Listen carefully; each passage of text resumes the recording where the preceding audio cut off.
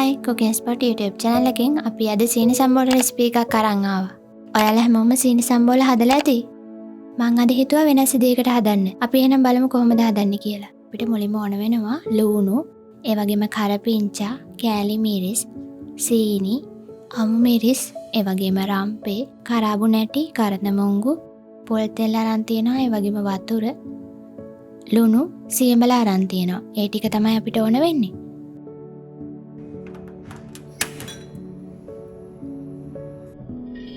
මුලින්ම අපි මේ විදිහට කෑලි මිරිස් ටික බැදගමු. මේක ටිකක් වෙලා රත් වුණාම ඇති.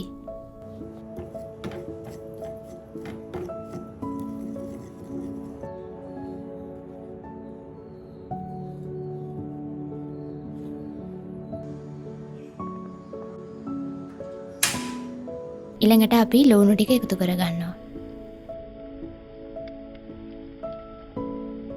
ඒකටම ලුණු ටිකකුත් එකතු කරලා මේ විදිහට ටිකක් කලවම් කරලා ඒ වගේම මේ වෙලාවේ අපි සියඹලා ටිකක් එකතු කරගන්නවා.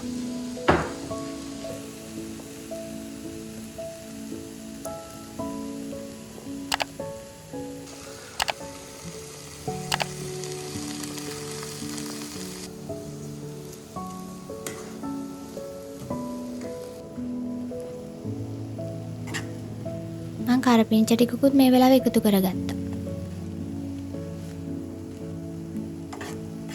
ඒ වගේම කුරුඳු පොතු.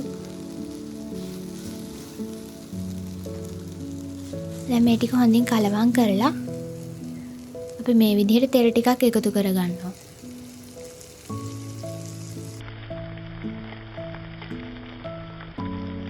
මේ වෙලාවේ තලාගත්ත කරදමොංගු ඒ වගේම කරාබු නැටි ටිකකුත් එකතු කරනවා.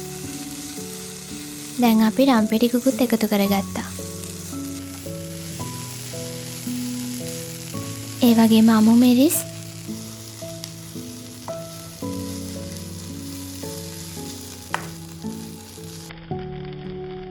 දැන් අපි බැදගත්ත කෑලි මිරිස් ටිකත් එකතු කරලා මේ විදිහට හොඳින් කලවම් කරනවා. දැන් නම් ලුණු ටික හොඳින් මැල වෙලා තියෙන්නේ.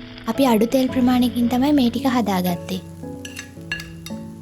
දැන් අපි අන්තිමටම සීනි ටිකත් එකතු කරලා මේ විදිහට හොඳින් කලවම් කරගන්නවා.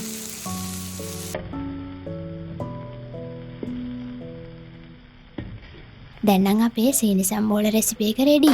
මේ වගේ තවත් රෙසිපි බලන්න අපේ Cooking Spot YouTube channel එක subscribe කරලා තියාගන්න.